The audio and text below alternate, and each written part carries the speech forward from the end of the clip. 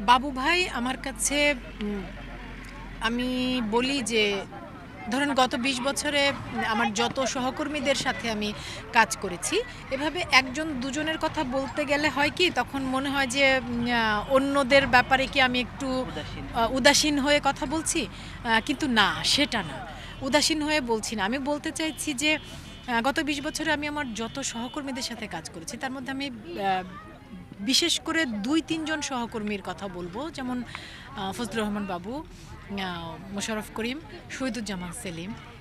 এরা এমন এমন অভিনেতা। আমি সেদিনই একটা জায়গায় বলছিলাম যে একটা সংলাপকে যদি ১০০ বার ডেলিভারি দিতে বলা হয়, তারা ১০০ বার ১০০ ভাবে ডেলিভারি দেবেন এবং প্রতিটাই বিশ্বাসযোগ্য হবে। তারা আসলে এমন অভিনেতা, মানে তারা যা করেন, যেটা করেন সেটাকেই মনে হয় যে এটাই তিনি, এটাই তারা। তো আমি তো সবসময় বলি যে বাবু ভাইয়ের সাথে স্ক্রিন শেয়ার করতে পারাটাই আমার জন্য সম্মানের, আমার জন্য আনন্দের। যাদের কাছ থেকে শেখার সুযোগ আছে, যাদের সাথে কাজ করতে পারা মানে নিজেকে সমৃদ্ধ এবং উন্নত করতে পারার একটা সুযোগ পাওয়া, তেমন সহকর্মীদের সাথে কাজ করতে পেরে আমি সব সময় আপ্লুত, আনন্দিত এবং সম্মানিত বোধ করি।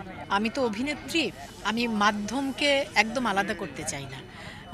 আমি মঞ্চ, টেলিভিশন নাটক, ওটিটি বা সিনেমা, যখনই যে মাধ্যম থেকে আমার কাছে কাজের প্রস্তাব আসবে, চরিত্র পছন্দ হলে আমি কাজ করব।